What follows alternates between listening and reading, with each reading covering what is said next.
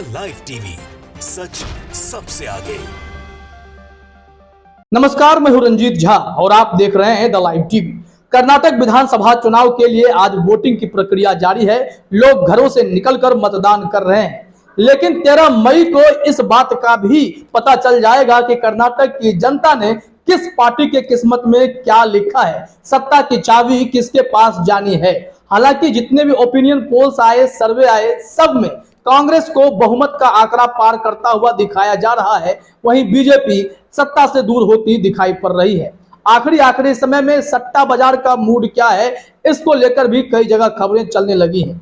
एक जानकारी सामने आई है कि सट्टा बाजार ने भी अपने हिसाब से भाव लगाने शुरू कर दिए हैं और यहां भी कांग्रेस को ही प्रचंड बहुमत मिलता हुआ दिखाई पड़ रहा है। हालांकि हम सट्टा बाजार का समर्थन नहीं करते हैं, लेकिन कई जगह खबरें चली हैं, इस वजह से हम आपको इस संबंध में खबर भी बता रहे हैं। आप जरा अपने स्क्रीन पर देखिए, एक ट्वीट हमारे पास आया है। अरमान है, इन्होंने ट्वीट भेजा है। इसमें जानकारी है कि 9 मई को 7 बजे शाम में सट्टा बाजार फाइनल बेटिंग जो हुआ है, नंबर्स ऑफ 7 बिगेस्ट वन, 7 ऐसे सट्टा बाजार जो कि खूब चर्चा में रहते हैं, उनके आंकड़े क्या कह रहे हैं। क्या वहां पर कांग्रेस को बहुमत मिल रहा है या फिर भारतीय जनता पार्टी के दिन बहुर सकते हैं, सत्ता उन्हें फिर से मिल सकती है। आप यहां समझ जाइएगा। अरमान ने जानकारी दी है कि फालोदी सट्टा बाजार में कांग्रेस को 127 सीट मिलती हुई दिखाई पड़ रही है, बीजेपी को 65, जेडीएस को 30। वहीं पालनपुर सट्टा बाजार की अगर बात करें तो कांग्रेस को 131 सीट मिलती हुई दिखाई पड़ रही है, वहीं भारतीय जनता पार्टी को 67 सीट मिल रही है, जेडीएस को 24 बताए गए और भाव इसी के हिसाब से लगाया जा रहा है। बात अगर करें करनाल की, तो करनाल सट्टा बाजार की जो जानकारी है उसके मुताबिक कांग्रेस को 114 सीट मिल रहे हैं, बीजेपी को 79, जेडीएस को 24। बोहरी सट्टा बाजार में कांग्रेस को 139 सीट्स मिल रहे हैं, बीजेपी को 58 सीट और जेडीएस को 22 सीट मिल रहे हैं। बेलगाम की अगर बात करते हैं तो बेलगाम सट्टा बाजार में कांग्रेस को 126 सीट मिल रहे हैं, बीजेपी को 66 सीट मिल रहे हैं, जेडीएस को 30 सीटें दी गई हैं। अब बात करते हैं कोलकाता सट्टा बाजार की। कोलकाता की स्थिति क्या है? कांग्रेस को 122 सीट, बीजेपी को 66 सीट और जेडीएस को 34 सीटें मिलती हुई दिखाई पड़ रही हैं। आप देखेंगे कि 224 की यह विधानसभा सीट है कर्नाटक की। यहां पर अक्सर में यह दिखा दिया गया है कि कांग्रेस को स्पष्ट बहुमत है, कहीं 131, कहीं 134, कहीं 114। इस हिसाब से बहुमत का आंकड़ा पार्टी पार करती हुई दिखाई पड़ रही है। तो यह मान के चलिए कि कांग्रेस यहां कर्नाटक में सरकार बनाने वाली है। यह बहुत बड़ी खबर है, क्योंकि ओपिनियन पोल हो या सर्वे हो, उस पर तो जनता यकीन कर ही रही थी, लेकिन जो सट्टोरी टाइप के लोग होते हैं वो भी सोच समझकर ही दांव लगाते हैं और पूरा दांव कांग्रेस पर ही लगता हुआ दिखाई पड़ रहा है। इस संबंध में जो आगे जानकारी दी गई है वो भी देखिए। All 6 big satta bazaars are giving a simple majority for the Congress with an average of 124 seats, while the BJP is being upon to get 65 seats. JDS, which is hoping to be kingmaker, is unlikely to be, as it's bet upon to get 26 seats. Out of 12 major opinion polls released, 9 polls have given majority to Congress party. Voting is on May 10th and result on 13th. आप सबको पता है कि 13 मई को नतीजे भी आ जाएंगे, counting होगी, लेकिन आज जो मतदान का प्रतिशत होगा उससे सब कुछ तय हो जाएगा कि कांग्रेस की किस्मत में क्या लिखा गया है और बीजेपी को जनता ने अगर नकारा है तो कितना नीचे गिरा दिया है, ये भी आपको 13 मई को पता चल जाएगा। लेकिन आज वोटिंग चल रही है और बताया गया कि 6 बड़े सट्टा बाजार ने कांग्रेस को एवरेज 124 सीट दे दिए हैं। बीजेपी की हालत जो है 65 सीटों के आसपास ही घूमती हुई दिखाई पड़ेगी। यह दावा किया जा रहा है कि जेडीएस, जनता दल सेक्युलर को जो है किंग मेकर वाली भूमिका टाइप का सीट मिल सकता है, यानी वो 30 से 34 सीट के आसपास घूम सकती है। तो देखा आपने, पूरी परिस्थिति यह बताई जा रही है कि कर्नाटक की जनता जिस मूड से वोट देने निकली है, उस मूड का इशारा भी यही कहता है कि जनता ने वहां बदलाव का ही मूड बनाया है। तभी तो कई ऐसे वीडियोज भी सामने आए जहां पर भारतीय जनता पार्टी के नेताओं को खदेड़े जाने तक की भी बात सामने आ गई। वैसे भी बीजेपी की मुंबई सरकार को 40% कमीशन वाली सरकार कही जाती है और ऐसे में यह सरकार इतनी बदनाम हो गई है कि विपक्ष ने इसे बड़ा मुद्दा बना दिया।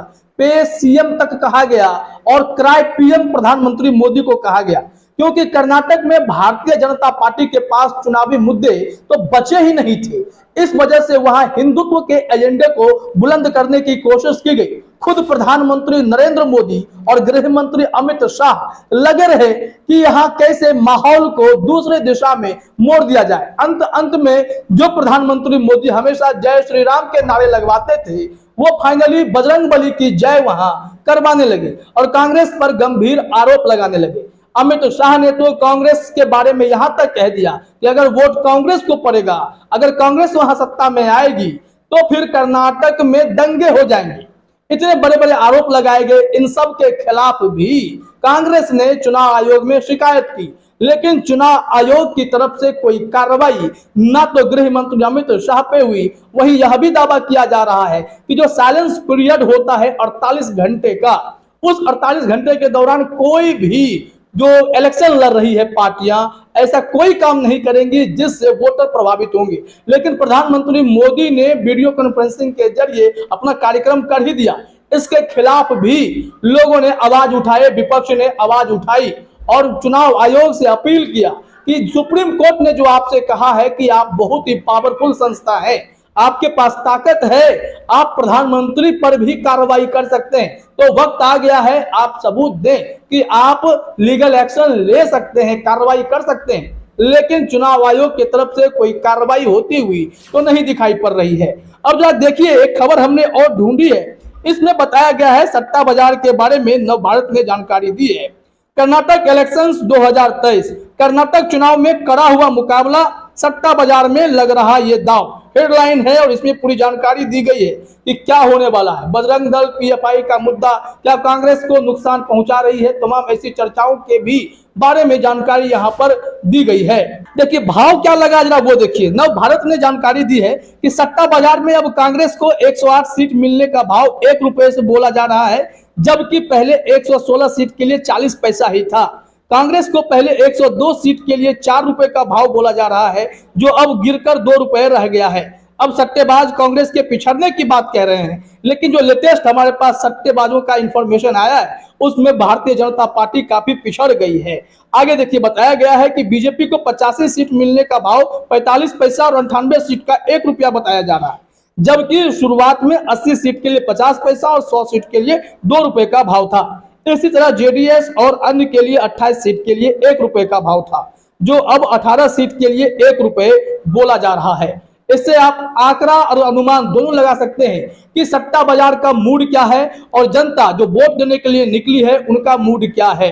कर्नाटक विधानसभा चुनाव 2024 के लिए भी रास्ता तय करने वाला है। 2024 में लोकसभा के चुनाव होंगे। अगर कर्नाटक में भारतीय जनता पार्टी का सुपर साफ होता है तो यकीन मानिए कि 2024 में बीजेपी को तो नुकसान बहुत बड़ा होने ही जा रहा है, वहीं दक्षिण भारत से भारतीय जनता पार्टी का पत्ता भी साफ हो जाएगा। एकमात्र कर्नाटक ही है जहां पर बीजेपी जमी हुई थी, लेकिन इस बार भारतीय जनता पार्टी को वहां तगड़ा झटका लग रहा है। ओपिनियन पोल्स, सर्वे, अब जो भी आए, आज शाम में जब मतदान खत्म होंगे एग्जिट पोल भी आएगा, वहां भी मुहर लग सकती है कि कांग्रेस की सरकार आ रही है और भारतीय जनता पार्टी को जोरदार वहां झटका लग गया है। तो ऐसे में जो भी हिंदुत्व का एजेंडा बुलंद किया जा रहा था वो सब पीछे छूट गया। जनता ने काम पर ही वोट देना सही समझा है और बीजेपी भारी नुकसान में जाती हुई दिखाई पड़ रही है।